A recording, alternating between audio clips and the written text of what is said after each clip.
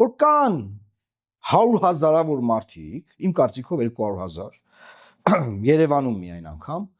որ չեն ուզում այս քարյակին ձայն տան, այսինքն Նիկոլին չեն ձեն տալի, Սամվելին չեն ձեն տալի, Ռոբերտին ձեն չեն տալի եւ Գագիկին ձեն չեն տալիս։ Բայց այդ մեջտեղում պետք է ձայն փնտրեն, որ ուժ փնտրեն, որ ընտրեն, մեկեն են կողմից քարոզում են, որ Քուզենը կփոշյանա, Քուզենը կփոշյանա, Քուզենը կփոշյանա, արդ ձեզ խափում են։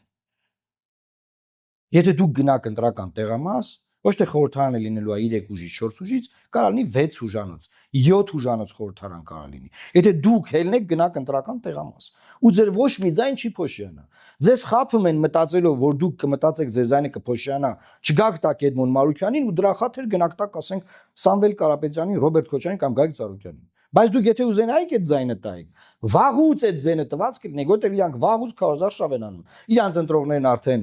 մոբիլիզացված, ամրագրված են, այդ շո, ինչ կա դա չի աճում։ Կարա դաժեն գնի, ընկնումա շատ դեպքերում, բայց չի աճում։ Հետաբար այս քարոզչությունը նրա մասին, որ ձեները փոշյանում են, արա ձեները ոնց անեն կարա չփոշյանա, բան խափում են սաղի ժողովուրդ։ Մի այլ կարգի ձեզ խափում